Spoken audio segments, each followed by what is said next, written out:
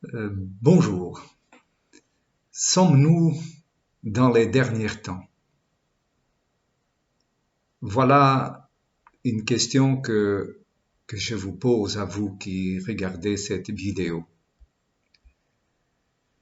Et en posant cette question, j'aimerais, pour que vous puissiez répondre,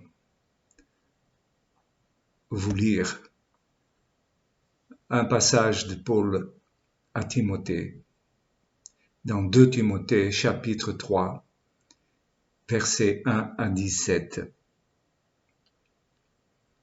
Alors il dit ceci: Rappelle-toi bien ceci, dans les derniers temps, il y aura des jours difficiles. En effet, les hommes seront égoïstes, amis de l'argent, vantards et orgueilleux. Ils feront insulte à Dieu. Ils seront rebelles à leurs parents. Ils seront ingrats et sans respect pour ce qui est saint. Ils seront durs et sans pitié, calomniateurs, violents, cruels et ennemis du bien. Ils seront traîtres, emportés et enflés d'orgueil. Ils aimeront le plaisir plutôt que Dieu. Ils garderont les formes extérieures de la foi, mais ils en rejetteront la puissance. Détourne-toi de ces gens-là. Certains d'entre eux s'introduisent dans les maisons et soumettent à leur influence de faibles femmes, chargées de péchés, entraînées par toutes sortes de désirs. Elles cherchent toujours à apprendre, mais sans jamais parvenir à connaître la vérité. De même que Jannes et Jambres se sont opposés à Moïse, de même ces gens s'opposent à la vérité. Ce sont des hommes à l'esprit faussé et dont la foi ne vaut rien. Mais ils n'iront pas très loin, car tout le monde se rendra compte de leur stupidité, comme ce fut le cas pour Jannes et Jambres. Mais toi, Timothée, tu m'as suivi dans mon enseignement, ma conduite, mes intentions, ma foi, ma patience, mon amour, ma fermeté, mes persécutions et mes souffrances. Tu sais tout ce qui m'est arrivé à Antioche, à Iconium, à Lystre, et quelle persécution j'ai subie. Cependant, le Seigneur m'a délivré de toutes. D'ailleurs, tous ceux qui veulent mener une vie fidèle à Dieu dans l'union avec Jésus-Christ seront persécutés. Mais les hommes méchants et imposteurs iront toujours plus loin. Dans le mal, ils tromperont les autres et seront eux-mêmes trompés. Quant à toi, demeure ferme dans ce que tu as appris et accueilli avec une entière conviction. Tu sais de quel maître tu les as appris. Depuis ton enfance, en effet, tu connais les saintes écritures. Elles peuvent te donner la sagesse qui conduit au salut par la foi en Jésus-Christ. Toute écriture est inspirée de Dieu et utile pour enseigner la vérité, réfuter l'erreur, corriger les fautes et former une juste manière de vivre afin que l'homme de Dieu soit parfaitement préparé et équipé pour faire toute action bonne. Voilà ici, vous avez maintenant de quoi répondre s'il vous semble que tout ce que Paul vient de dire ressemble au monde où nous vivons aujourd'hui. Et je ne parle pas seulement du monde païen, des gens qui ne croient pas en Dieu. Vous pouvez réellement placer dedans tous ceux qui aujourd'hui disent être chrétiens, mais qui marchent comme le monde. En fait, ils ont adopté le monde. Ils sont amis du monde. Et le monde sont leurs amis.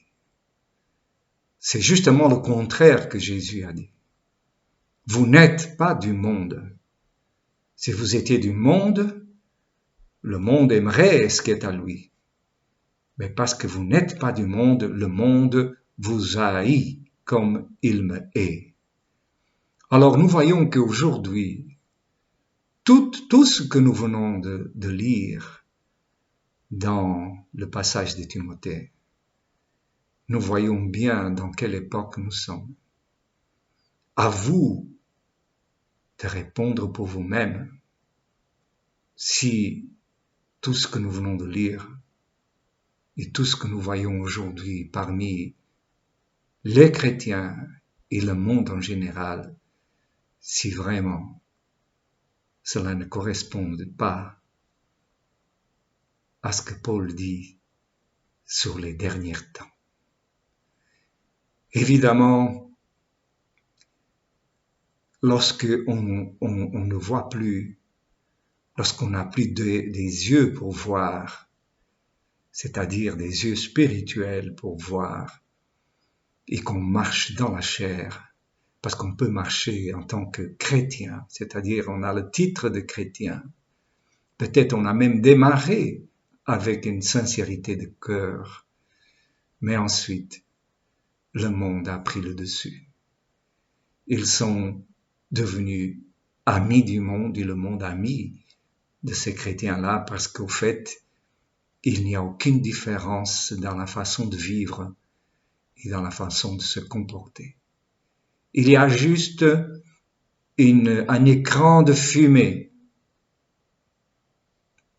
Cet écran de fumée est là pour cacher aux autres chrétiens ce qu'ils sont réellement.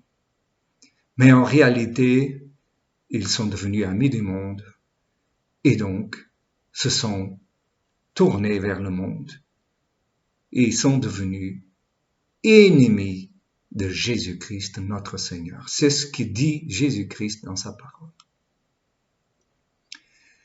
Celui qui se fait ami du monde devient ennemi de Dieu.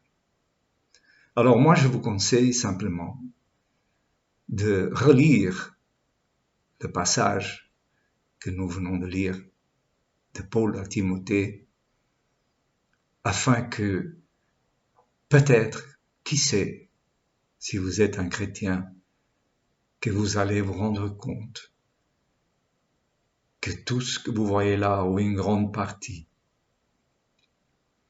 c'est votre comportement dans la vie de tous les jours. Si il y a une personne ou deux personnes, quand se penchant sur ces écrits, aperçoivent à quel point ils sont, dans une certaine mesure, dans ce format des gens du dernier temps, et qu'ils se repentent, ce serait, je donnerais gloire à Dieu, ne fût-ce que pour une seule âme qui se rend compte que, en réalité, ils sont et ils marchent avec le monde et sont devenus ennemis de Jésus-Christ, notre Seigneur. Que Dieu vous bénisse et qu'il vous donne des yeux spirituels pour que vous puissiez voir vous-même comment vous agissez dans ce monde et quelles sont les personnes que vous appréciez le plus et avec qui vous aimez vraiment passer votre temps.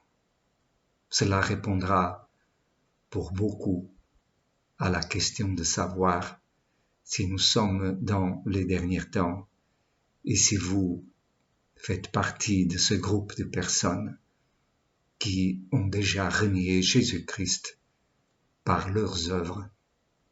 Parce que le Seigneur, il dit que ceux qui marchent vraiment dans l'esprit, ils peuvent discerner qui sont ceux de Christ et ceux du monde. C'est Jésus qui a dit, il a dit, par les œuvres, vous les reconnaîtrez. Alors que Dieu vous bénisse, et si vous êtes dans cette situation-là, qu'il vous aide à voir, afin que vous ayez le courage de vous repentir devant Dieu et de courir vers Christ, parce qu'il est toujours là, prêt à pardonner celui qui se repent. Que Dieu soit vraiment loué.